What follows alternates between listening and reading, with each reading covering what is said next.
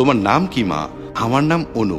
এ কথা বলি সামনে রাখা শরবতের গ্লাস হাতে নিয়ে সে ঢকঢক করে খেয়ে নেয়। হাতের কাছে রাখা বিস্কিট চানাচুর নিয়েও খেয়ে ফেলে অনু। এটা দেখে রীতিমতো সবাই অবাক হয়ে যায়। অপরূপা সুন্দরী এই নারী, কিন্তু এক রাজ্যের ক্ষুধার পর এই মুহূর্ত এই খাবারগুলো খেয়ে যেন সে ক্লান্তির অবসান ঘটালো। তুমি কোথায় পড়াশোনা করেছো মা? ও ব্র্যাক ইউনিভার্সিটি থেকে বিবিএ কমপ্লিট করেছে। মাশাআল্লাহ। বাবা, আমি ওনার সাথে আলাদা একটু কথা বলতে চাই। তাহলে আপা, ওরা ঘরে গিয়ে কথা বলুক। হৃদয়কে তোমার রুমে নিয়ে যাও মা। অনু হৃদয়কে রুমে নিয়ে যায়। হৃদয় এবার অনুর দিকে তাকিয়ে বলে, আচ্ছা অনু, আপনি এই বিয়েতে রাজি তো? আমি রাজি, তবে সবটা শুনে হয়তো আপনি আর রাজি থাকবেন না। কেন? এই যে বাড়ি গাড়ি এই সব কিছু আমার বাবার হলেও আমার না। আর তার থেকে বড় কথা হলো, ইনি আমার আপন মা না, আমার নিজের বলতে শুধু একটা বোন আছে। কৌশলে আমার বাবার কাছ থেকে আমার সৎমা সব কিছু লিখে নিয়েছে। বাবা ওই চিন্তায় স্ট্রোক করে মারা যায়। বাবার মৃত্যুর পর আমরা দুই বোন ছিলাম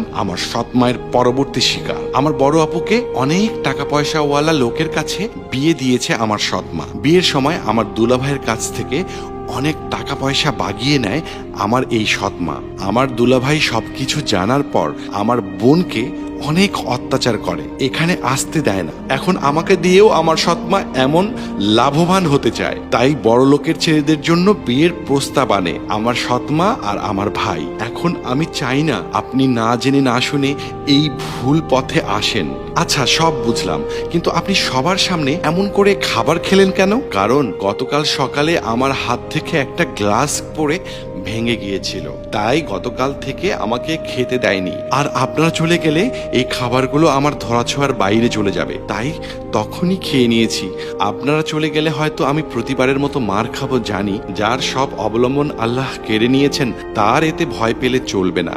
বলতে বলতে তার কাজল কালো চোখ জলে ভরে ওঠে। তারা দুজনে আবার ড্রয়িং রুমে আসে। তারা দুজনে ড্রয়িং রুমে আসার আগে হৃদয় একটু আড়াল হয়ে কাকে যেন ফোন করে। আমি আজ এবং এখনই অনুকে বিয়ে করতে চাই। আমার বন্ধুকে কল করেছি, ও কাজে নিয়ে আসছে। বাবা, এত তারা কিসের? কথাই তো হলো না ভালো করে, দেয়া নেয়ার ব্যাপারটা বলাই হলো না। অনুকে আমি স্ত্রীর মর্যাদা দিয়ে নিয়ে যাব, তবে শাশুড়ি মা আপনার কিছু লাগলে ওটা থানায় দিয়ে দেব। হৃদয়, এসব কি হচ্ছে বাবা? তুমি কি বলছো? সারা জীবন তোমার ছেলেকে তো ভরসা করেছো, আজ না হয় শেষবারের মতো করো। ভয় নেই, আমি আপনার দুলাভাইয়ের মতো না। আমার সব আছে, যা ছিল না সেটা ভালোবাসা, আর সেই ভালোবাসাটা আমি পেয়েছি, যা এখন আমি নিয়ে যাব। সবাই অনুর মতো এরকম সঠিক জীবনসঙ্গী খুঁজে পাক, এই শুভকামনায় আজ শেষ করছি।